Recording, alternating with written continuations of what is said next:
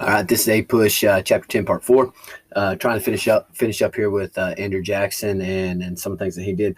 We were talking about his attack on the bus, the Bank of the United States, and the arrogance of the Bank of the United States president, Nicholas Biddle, who had proclaimed that he had more power than any president who had ever served before him.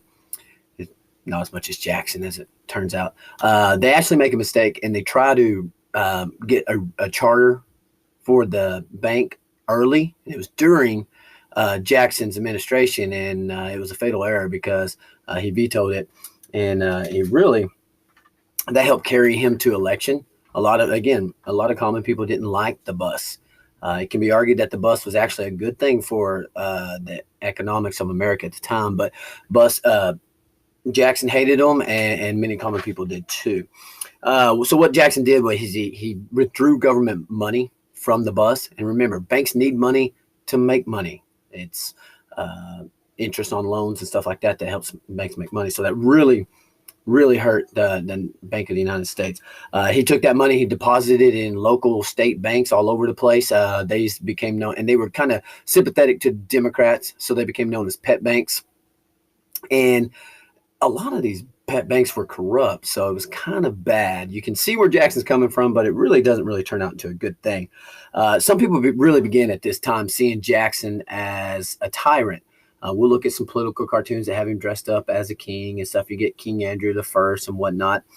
And I can certainly see where people can make that argument. Regardless, he's a very intriguing man who certainly accomplished a lot in his time in office. Now, a big part of Jackson, when you talk about Andrew Jackson, a big part of his legacy is with the Indians. And this is where we're seeing him getting removed from the $20 bill. A lot of it is because of his action towards Indians. In the War of 1812, he massacred 1,000 Indians. Him and his men in the Battle of Horseshoe Bend. He just doesn't. Even though he had an Indian adopted son, this is Jackson. That's just how he is. He is like a walking paradox. He had an adopted Indian son. He was not a friend to the Indians, okay? He wanted to remove Indians to a place out west. We know it as Oklahoma territory. At the time, it was modern-day Oklahoma and a big part of Kansas as well. The Cherokee, there were others that resisted, but the Cherokee really resisted hard because the Cherokee were kind of like one of the civilized tribes. They had assimilated into American culture to a large degree. There were a lot of mixed bloods between the Cherokees. And the Cherokee came forward and said, hey, listen, we've done everything that you wanted us to do. We're Christian. We dress like you. We speak English and stuff. Yet because we've got some Indian blood, you're trying to move us out of Georgia, which is where the Cherokee originally from. And you're going to put us out here in Oklahoma where we don't want to be. And, so they did something different than anyone else did. The Indians decided to take their case to court. And it made it all the way to the Supreme Court under John Marshall. Remember, John Marshall being the first Supreme Court justice member. Marshall at first rules that the Indians, they're a domestically dependent nation, so they don't have really any rights, 1831. But a year later, in Worcester versus Georgia, that law case, he would actually go back and they would overturn what happened, and they would decide in favor of the Indians. But Jackson doesn't care. He says, John Marshall's made his decision, now let's see him enforce it. Again, moving towards that idea of Jackson as a tyrant. So even though they win the court case, their land gets taken anyway.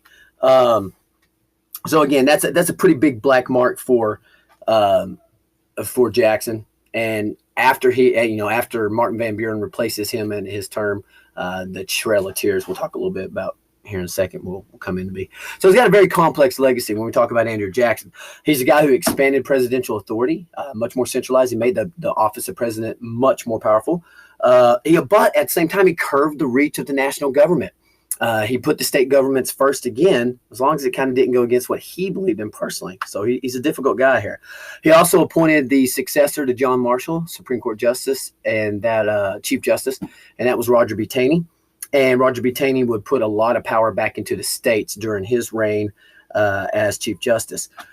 Jackson inspired state constitutions to become more democratic. A lot of these state constitutions redid themselves and reformed and made it where it was easier for people to vote in their states. So a lot of good things there. He brought in a laissez-faire, hands-off attitude, and he attacked the Commonwealth system. See you in a minute.